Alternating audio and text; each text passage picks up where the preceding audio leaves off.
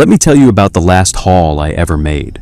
My name is Derek Winslow, 53 years old, and I've lived my whole life on Foggy Branch Road in Silver Ridge, Virginia, a town so small it doesn't show up on most maps, about 40 minutes outside of Roanoke, where the Blue Ridge Mountains start to get serious and the fog rolls down like a curtain most mornings.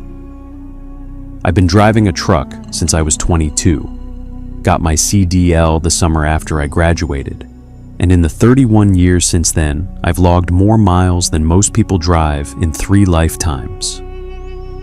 Route 47 runs right through Silver Ridge, cutting through farmland and small nothing towns, continuing west into the backcountry, where the land flattens into wide open nothing that makes you feel small and alone. I've driven that stretch more times than I can count, know every curve and pothole like the back of my hand.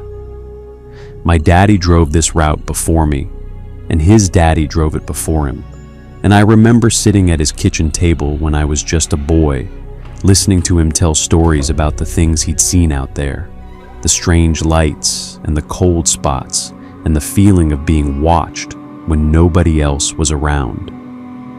He told me once that the road has a memory of its own, that it remembers everyone who's ever driven on it, and that sometimes, when the conditions are just right, the road lets things through, things that don't belong here, things that have been waiting for you since before you were born. I laughed it off back then because I was young and didn't believe in ghosts or curses or any of that nonsense. But standing there in that parking lot weeks ago, I started to wonder if maybe my daddy had known something I didn't, had seen something that I was about to see for myself. That night the fog came in fast and thick, the kind of dense white wall that swallows everything and turns the world into a gray void, and my headlights barely cut through it, making things worse instead of better. I know how to handle fog, been driving through it my whole life, but this felt different, felt wrong, like something was pressing down on my cab, making it hard to breathe, and I remember thinking that if something was going to happen, it was going to happen tonight. That was when I saw the lights appearing out of the murk like a mirage, warm yellow glow growing brighter as I got closer. There was no way there should be lights out here, no way there should be a building in the middle of all this nothing. But as I got closer, I saw a sign above the entrance that read Earl's Place in chrome letters, with a smaller marquee beneath it that said Truckers Welcome, open all night in faded neon.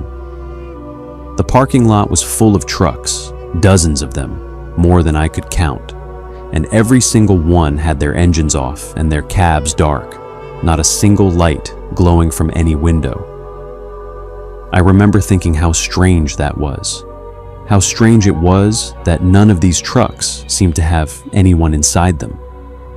But my body was giving out on me.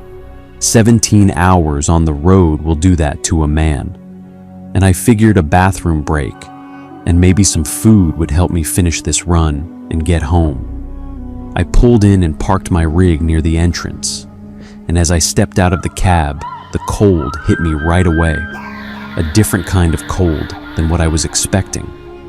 Cold that felt damp and thick and seemed to soak right through my skin and settle into my bones.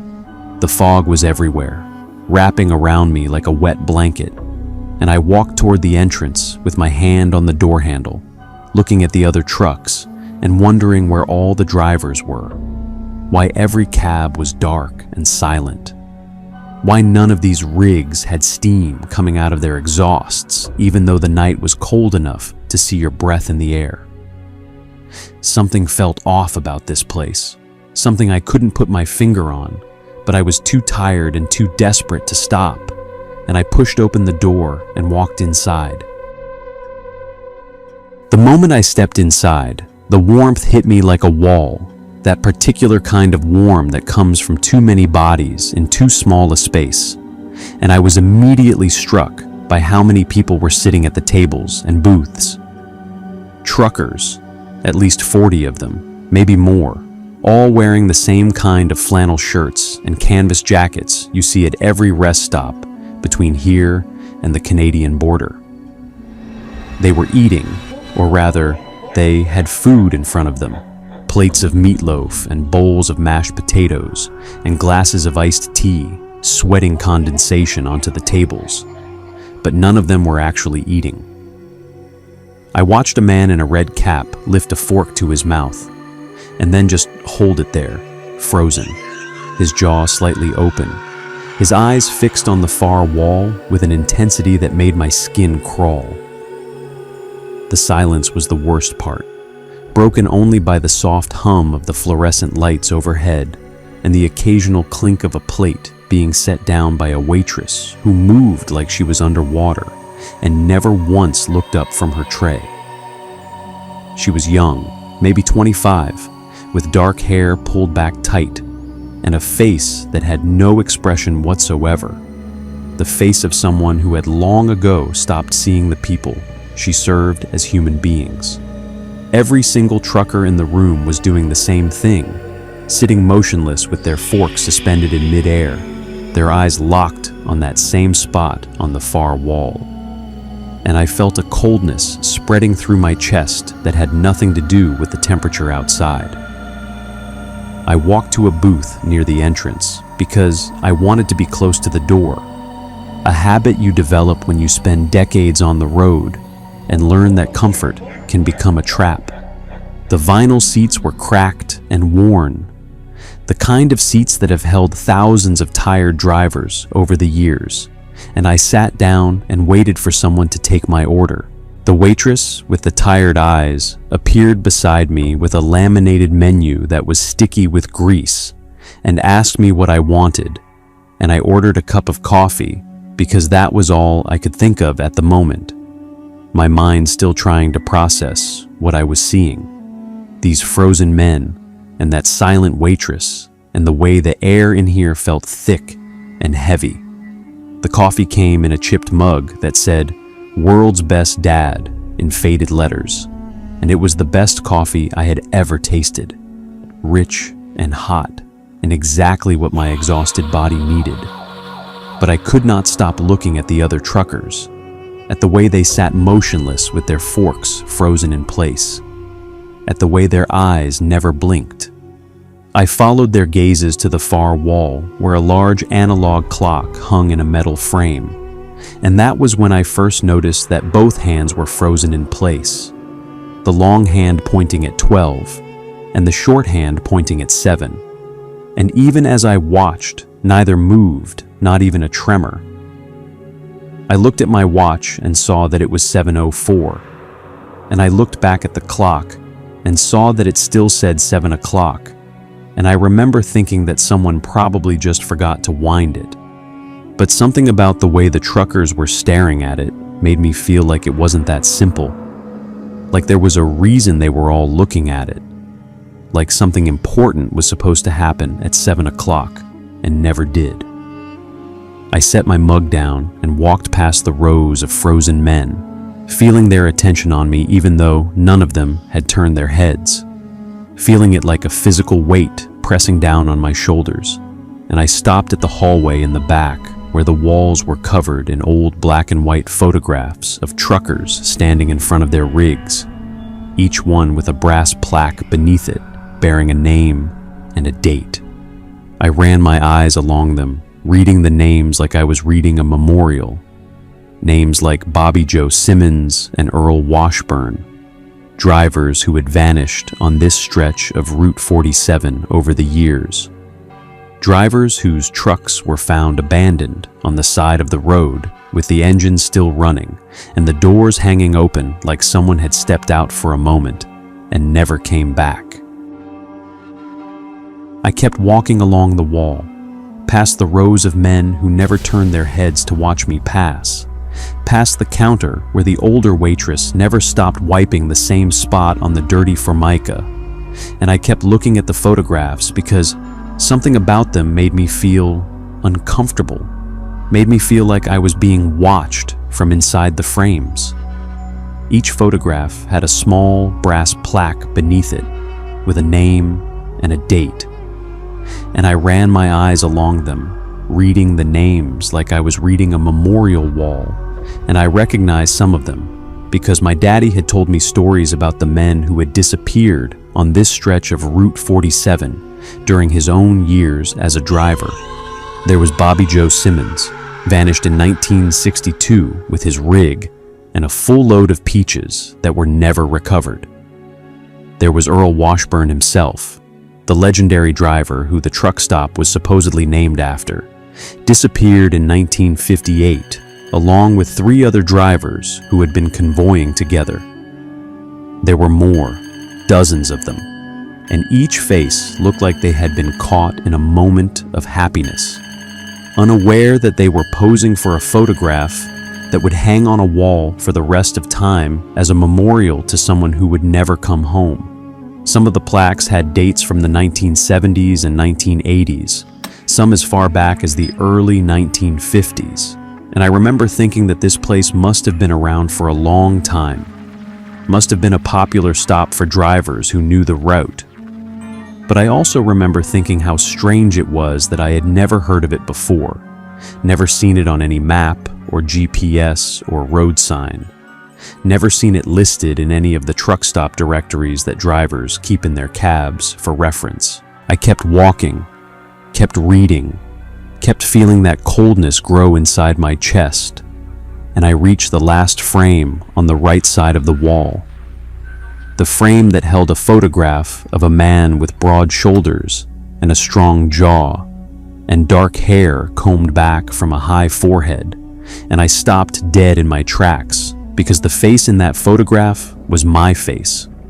Not my face as it looked now, aged and weathered by decades of sun and wind and the particular kind of tiredness that comes from a lifetime of driving, but my face as it had looked 30 years ago when I was young and strong and full of the kind of reckless confidence that kills people.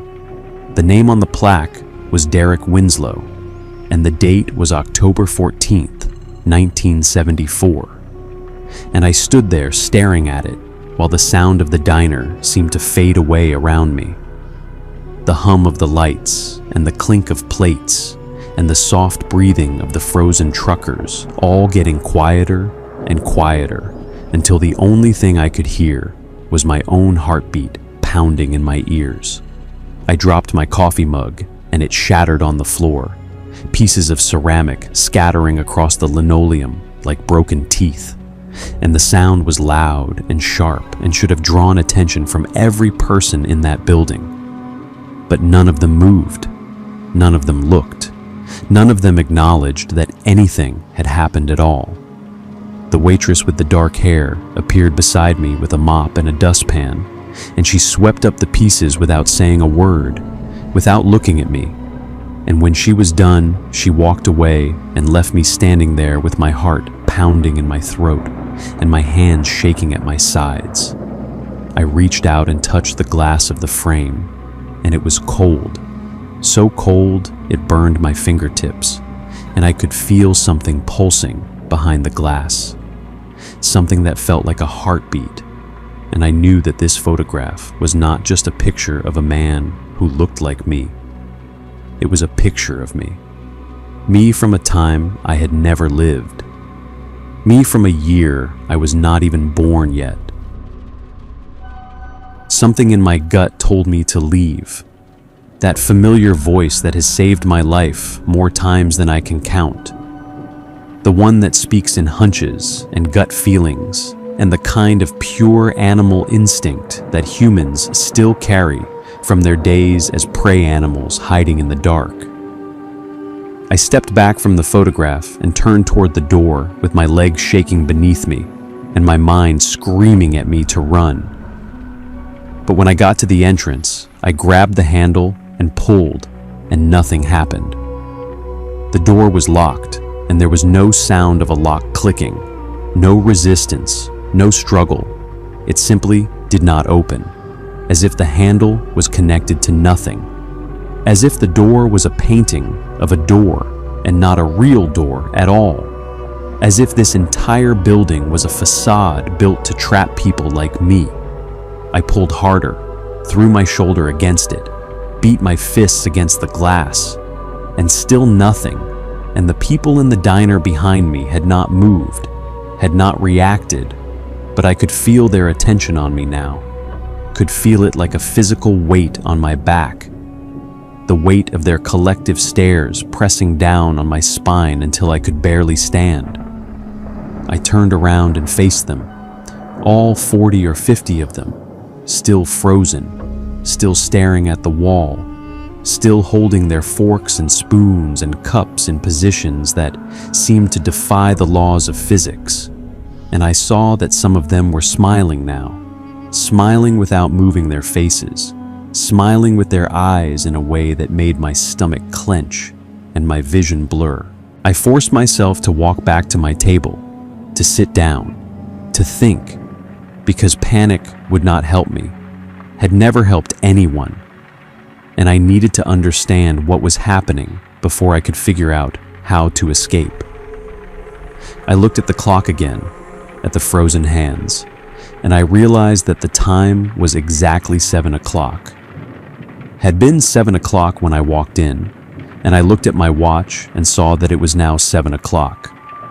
Had been 7 o'clock 5 minutes ago when I dropped my mug, and I realized with a sickening lurch in my stomach that my watch had stopped working at exactly 7 o'clock, that the battery had died at the precise moment I stepped into this place. And I wondered if that was a coincidence, or if something had drained the life out of it, the way something was draining the life out of me. I looked around the diner again, at the frozen men and the silent waitresses and the fog pressing against the windows like it was trying to get in. And I understood that something was very wrong with this place, that time itself had stopped in this room, that the people around me had been sitting in this moment for decades, maybe forever, and that I had just become one of them. The older waitress appeared at my elbow, and she was holding a fresh cup of coffee, the same cup I had ordered before, and she said in a voice that was soft and gentle and utterly inhuman, "Drink this, you must be cold." And I looked at her face and saw that her eyes were empty, were holes, were windows into a darkness that had no bottom and no end. I took the cup because my hands were shaking and my mind was screaming, and I did not know what else to do. And the coffee was hot and bitter and tasted like nothing I had ever drunk before. Tasted like the memory of coffee, like the idea of coffee, like a reminder of what coffee used to feel like before I forgot what anything felt like. And as I drank it, I felt something changing inside me, felt my thoughts slowing down, felt my heart stopping its frantic beating, felt my eyes wanting to turn toward the wall where the clock hung in its metal frame, and the hands never moved, and the time never changed.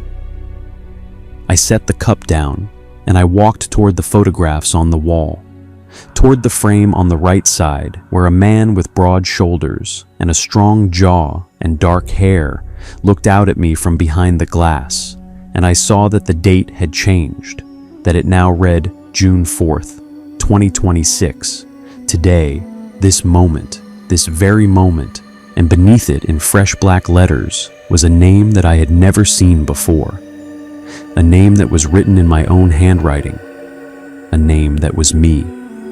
I understood then, standing there in the warm light of Earl's truck haven, while the fog pressed against the windows and the frozen truckers waited for me to join them, that I had always been here, that I had been driving this route for 50 years, and also for 5 minutes.